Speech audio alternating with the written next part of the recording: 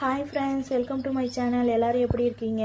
இன்றைக்கி பார்த்தீங்கன்னா காலையில் வழக்கம் போல் எழுந்திரிச்சு வாசல்லாம் தெளித்து கோலம் போட்டுட்டு நம்ம தோட்டத்து பக்கம் வந்தாக்கா 2 நாளாக பூவை பறிக்கல ஃப்ரெண்ட்ஸ். பூ பறிக்காததுனால செடி பூரா பூவாக இருந்ததுங்களா, சரி அதை அப்படியே காலையிலே பறிச்சிடலாம்னு சொல்லிட்டு செடியில் இருக்கிற பூவெல்லாம் பறிச்சுட்டு ஒரு பக்கம் அடுப்பில் சுடுதண்ணி போட்டாச்சு பாப்பா ஸ்கூல் போகிறதுக்காக. சுடுதண்ணி போட்டுட்டு நம்ம வீட்டு தோட்டத்தில் இருந்த தண்டுக்கீரையை போய் உடச்சிட்டு வந்துட்டோம். இன்றைக்கி அதை தான் இன்றைக்கி பொரியல் பண்ணலாம்ட்டு தண்டுக்கீரையை போய் உடச்சிட்டு வந்தாச்சு.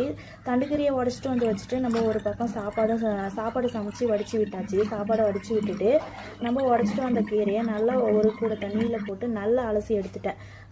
அது கட் பண்ணிவிட்டு அலசும் போது கொஞ்சம் மண் இருக்கும் இல்லைங்களா, அதனால் சரியாக போகாது. நம்ம முழுசாக அலசும் போது அதில் இருக்கிற மண்ணெல்லாம் போயிடும். அதனால் முழுசாகவே அலசி எடுத்துட்டு அதை நல்லா பொடிசாக கட் பண்ணி வச்சுட்டேன். இப்போ கட் பண்ணி வச்சுட்டு நம்ம இதை வதக்கிறதுக்காக கொஞ்சமாக எண்ணெய் ஊற்றிட்டு தாளிக்கிறதுக்கு ஜீரகமும் 1 ஸ்பூன் பச்சை பயிரும் போட்டு நல்லா வதக்கி விட்டுட்டு ஒரு 4-5 வெங்காயம் நல்லா பொடிசாக கட் பண்ணி அதையும் சேர்த்து நல்லா வதக்கி விட்டாச்சு. காரத்துக்கு பச்சை மிளகாய் ஒரு 4 பச்சை மிளகாய் சேர்த்துட்டேன். ஒரு சின்னதாக தக்காளியும் சேர்த்து பொடிசாக கட் பண்ணி விட்டாச்சு. பார்த்தீங்கன்னா நல்லா பொடிசாக கட் பண்ணி வச்சுருக்கேன் பாருங்கள் தண்டுக்கீரை. அந்த தண்டுக்கீரையை இதை கூட நம்ம நல்லா சேர்த்து வதக்கி விட்டாச்சு. கட் பண்ணி வச்ச எல்லா தண்டுக்கீரையும் சேர்த்தாச்சு. பார்த்தீங்கன்னா நல்லா கட் பண்ணதும் வானல் ஃபுல்லாக வந்துருச்சு. ஆனால் வதக்கினதுக்கப்புறம் கொஞ்சமாக ஆகிடும்.